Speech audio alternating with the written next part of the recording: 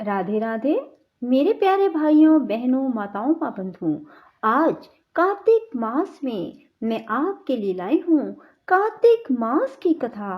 बंधुओं, जिसे सुनने मात्र से भगवान विष्णु की कृपा आप पर बरसने लगेगी। बंधुओं, पर पूर्ण विश्वास आपके मन में हो और आप कथा को पूर्ण सुनेंगे, तभी आपकी मनोकामना पूरी होगी। बंधुओं, यदि आपने हमारे चैनल को अब तक सब्सक्राइब नहीं किया तो जरूर करें और बेल आइकन दबाना ना भूलें, ताकि आपको हमारी आने वाली सभी वीडियोस की जानकारी सबसे पहले हो सके। बंधुओं, वीडियो को पूरी सुनने के बाद कमेंट बॉक्स में जय विष्णु भगवान, जय माँ लक्ष्मी जरूर लिखें। बोलो विष्णु भगवान की जय, लक्ष्मी माता की जय। भगवान श्री कृष्ण कहते हैं, प्रिय, यह कथा सुनकर राजा पृथु के मन में बड़ा आश्चर्य हुआ। उन्होंने भक्ति पूर्वक देव ऋषि नारद का पूजन करने के पश्चात उन्हें विदा किया। इसलिए माघ स्नान, कार्तिक स्नान तथा एकादशी, ये तीनों व्रत मुझे अत्यंत प्रिय हैं। वनस्पतियों में तुलसी, महीनों में कार्तिक, तिथियों में एकादशी तथा पुण्य क्षेत्रों में द्वारकापुरी मुझे विशेष प्रिय है। जो अपनी इंद्रियों को संयम में रखकर इन सब का सेवन करता है, वह मुझे बहुत प्रिय होता है। यज्ञ आदि के द्वारा भी कोई मेरा ऐसा प्रिय नहीं हो सकता, जैसा कि पूर्वोक्त चारों के सेवन से होता है। सत्यभामा बोली, नाथ, आपने मुझे जो कथा सुनाई है वह बड़े ही आश्चर्य में डालने वाली है, क्योंकि कलहा दूसरे के दिए हुए पुण्य से ही मुक्ति पा गई।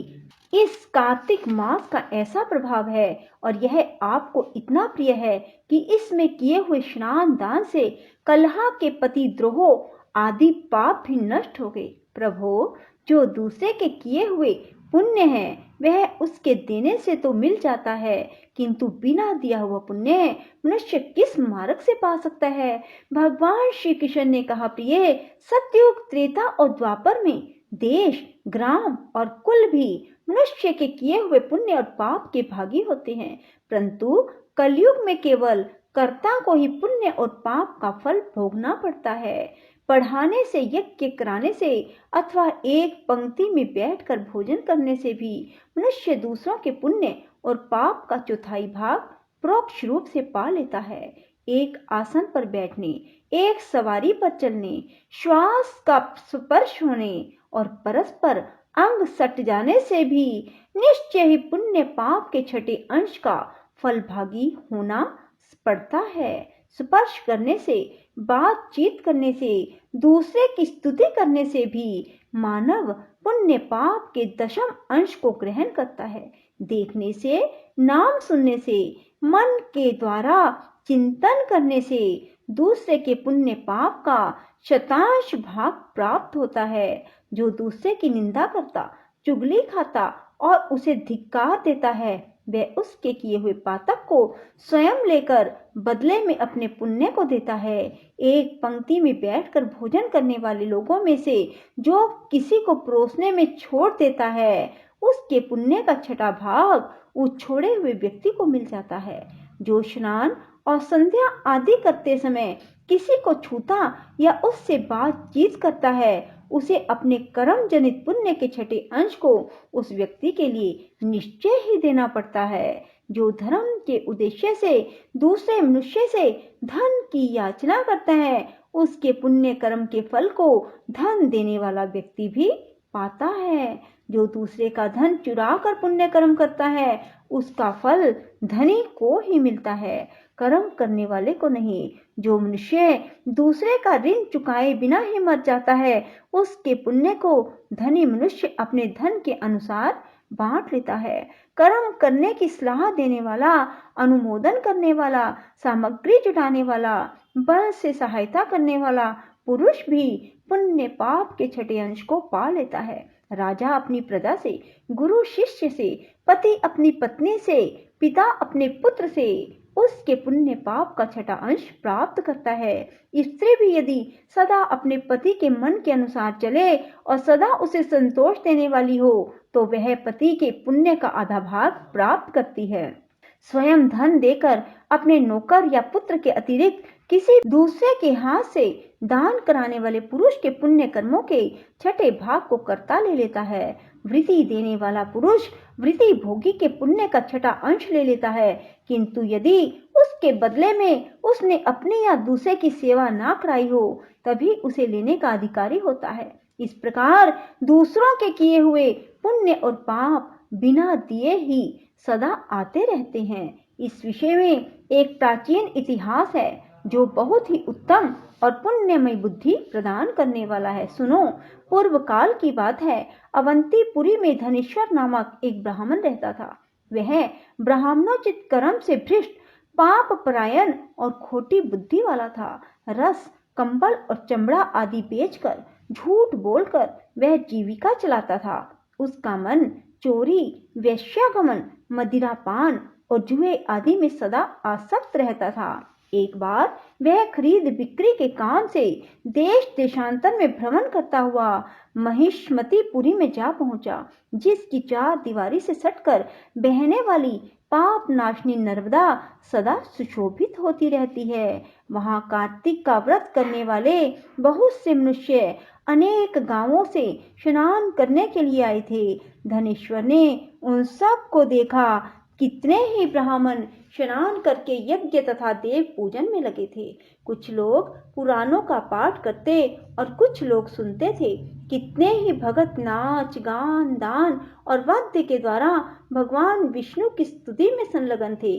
धनेश्वर प्रतिदिन घूम घूम कर वैष्णवों के दर्शन, स्पर्श, उनसे वार्तालाप करता था। इससे उसे श्री विष्णु के नाम सुनने का शुभ अवसर प्राप्त होता। इस प्रकार वह 1 मास तक वहां टिका रहा। कार्तिक व्रत के उद्यापन में भक्त पुरुषों ने जो श्री हरि के समीप जागरण किया उसको भी उसने देखा। उसके बाद पूर्णिमा को व्रत करने वाले मनुष्यों ने जो ब्राह्मणों और गौओं को पूजन आदि किया, दक्षिणा और भोजन आदि दिए, उन सब का भी उसने अवलोकन किया।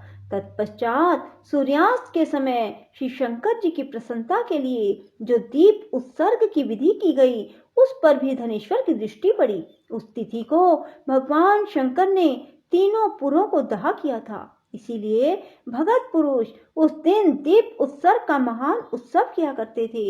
जो मुझ में और शिव जी में भेद बुद्धि करता है उसके सारे पुण्य कर्म निष्फल हो जाते हैं, इसमें तनिक भी संदेह नहीं है। धनेश्वर नर्मदा के तट पर नृत्य आदि देखता हुआ घूम रहा था। इतने में ही एक काले सांप ने उसे काट लिया। वह व्याकुल होकर पृथ्वी पर गिर पड़ा। उसे गिरा देख बहुत से मनुष्यों ने दयावश उसको चारों ओर से घेर लिया और तुलसी मिश्रित जल के द्वारा उसके मुख पर छींटे देना आरंभ किया। देह त्याग के पश्चात धनेश्वर को यमराज के दूतों ने बांधा और क्रोधपूर्वक कोड़ों से पीटते हुए वे उसे संयमनीपुरी को ले गए। चित्रगुप्त ने धनेश्वर को देखकर उसे बहुत फटकारा और उसने बचपन से लेकर मृत्यु पर्यंत जितने दुष्कर कर्म किए थे वे सब उन्हीं ने यमराज को बताए। चित्रगुप्त बोले, प्रभो, बचपन से लेकर मृत्यु पर्यंत उसका कोई पुण्य दिखाई नहीं देता। यह दुष्ट केवल पाप का मूर्तिमान स्वरूप दिख पड़ता है, अतः इसे कल्प भर नरक में पकाया जाए। यमराज बोले, प्रेतराज, केवल पापों पर ही दृष्टि रखने वाले इस दुष्ट को मुद्गरों से पीटते हुए ले जाओ, तुरंत ही कुंभी पाक में डाल दो। यमराज की आज्ञा पाकर प्रेतराज पापी धनेश्वर को ले चला। मुद्गरों की मार से उसका मस्तक विदीर्ण हो गया। कुंभी पाक में तेल के खोलने का खलखल शब्द हो रहा था। प्रेतराज ने उसे तुरंत ही उसमें डाल दिया। वह ज्यों ही कुंभी पाक में गिरा त्यों ही उसका तेल ठंडा हो गया। ठीक उसी तरह जैसे पूर्व काल में भक्त प्रवर प्रहलाद को डालने से दैत्यों की जलाई हुई आग बुझ गई। यह महान आश्चर्य की बात देखकर प्रेतराज को बड़ा विस्मय हुआ। उसने बड़े वेग से आकर यह सारा हाल यमराज को सुनाया। प्रेतराज की कही हुई कौतूहलपूर्ण बात सुनकर यम ने कहा, आहा, यह कैसी बात है। फिर उसे साथ ले वे उस स्थान पर आए, उस घटना पर विचार करने लगे। इतने में ही देव ऋषि नारद हंसते हुए बड़ी उतावली के साथ वहां आए। यमराज ने भली भांति उनका पूजन किया। उनसे मिलकर देव ऋषि नारद जी से इस प्रकार कहा।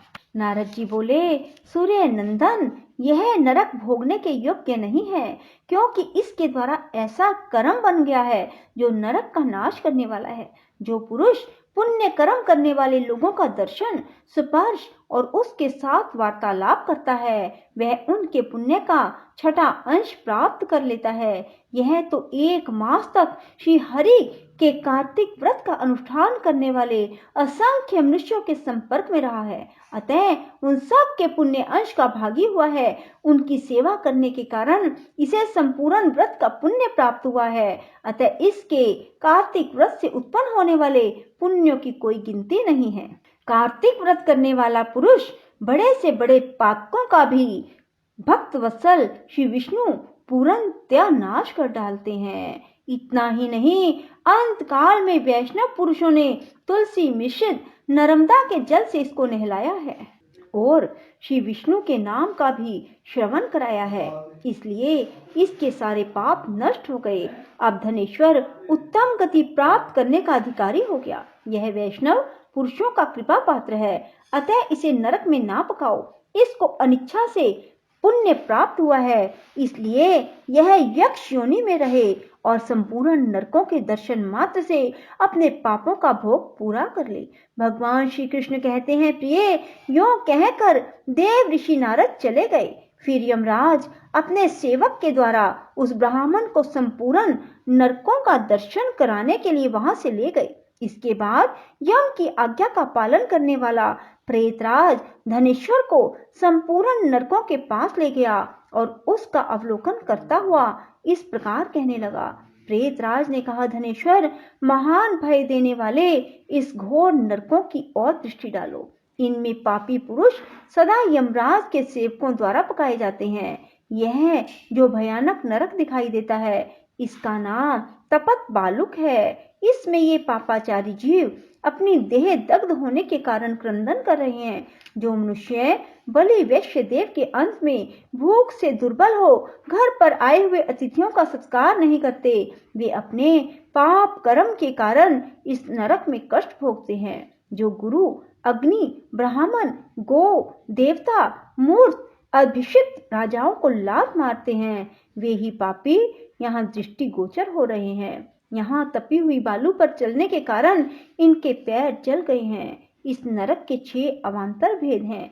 नाना प्रकार के पापों के कारण इसमें आना पड़ता है। इसी प्रकार यह दूसरा महान नरक अंधक मिश्रित कहलाता है। देखो, वहां सुई के समान मुंह वाले कीड़ों के द्वारा पापियों के शरीर विदीर्ण हो रहे हैं। यह नरक भयानक मुख वाले अनेक प्रकार के कीटों से ठसाठस भरा हुआ है। यह तीसरा कर्कट नामक नरक है। यह भी बड़ा भयानक है।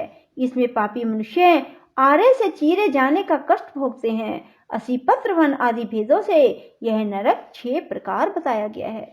जो दूसरों का पत्नी और पुत्र आदि से अन्य अन्य प्रियजनों से बिछोड़ कर आते हैं, वे ही लोग यहाँ कष्ट भोगते हैं। तलवार के समान पत्तों से इनके अंग छिन्न भिन्न हो रहे हैं और इसी भय से वे इधर उधर भाग रहे हैं। देखो, ये पापी कितने कष्ट भोगते हैं, किस प्रकार इधर उधर क्रंदन करते फिरते हैं। यह चौथा नरक तो और भी भयानक है। इसका नाम अर्गला है। देखो, यमराज के दूत नाना प्रकार के पाशों से बंधकर इन पापियों को मुदगर आदि से पीट रहे हैं। ये जोर जोर से चीख रहे हैं। जो साधु पुरुषों और ब्राह्मण आदि को गला पकड़कर या किसी उपाय से कहीं आने जाने से रोकते हैं, वे पापी यमराज के सेवकों द्वारा यहाँ यातना में डाले जाते हैं। वध और भेदन आदि के द्वारा इस नरक के भी 6 भेद हैं। अब 5वें नरक पर दृष्टिपात करो। इसका नाम कूट शालमली है। यहाँ जो ये सेमल आदि के वृक्ष खड़े हैं, ये सभी जलते हुए अंगारे के समान हैं। इसमें पापियों को यातना दी जाती है। पराई स्त्री और पराये धन का अपहरण करने वाले, दूसरों से द्रोह करने वाले पापी सदा ही यहाँ कष्ट भोगते हैं। यह छठा नरक और भी अद्भुत है। इसे रक्तपुर कहते हैं। इसमें रगत और पीप भरा जाता है। इसकी ओर देखो तो सही, इसमें कितने ही पापी मनुष्य नीचे मुंह करके लटकाए गए हैं, भयानक कष्ट भोग रहे हैं। ये सब अभक्ष्य भक्षण और निंदा करने वाले, चुगली खाने वाले हैं। कोई डूब रहे हैं, कोई मारे जा रहे हैं। ये सब के सब डरावनी आवाज के साथ चीख रहे हैं। इस नरक के भी विगन आदि 6 भेद हैं। धनेश्वर, इधर दृष्टि डालो। यह भयंकर दिखाई देने वाला 7वां नरक कुंभी पाक है। यह तेल आदि द्रव्य से भेद से 6 प्रकार का है। यमराज के दूत महापातकी पुरुषों को इसी में डालकर उठाते हैं और वे पापी इसमें अनेक हजार वर्षों तक डूबते उतारते रहते हैं। देखो, ये भयानक नरक सब मिलाकर 42 है।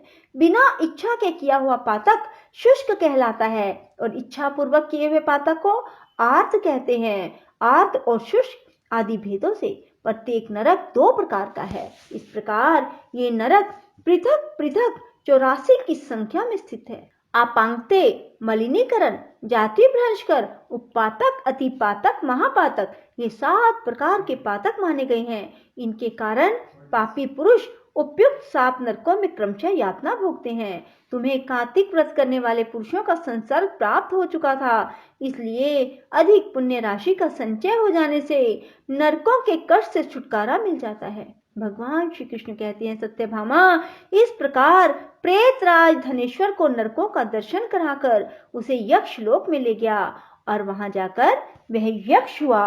बोलो श्री कृष्ण भगवान की जय। राधे राधे। जय श्री कृष्णा। बंधुओं, यदि आपको हमारी वीडियो पसंद आए तो इसे लाइक करें और शेयर भी जरूर करें। धन्यवाद।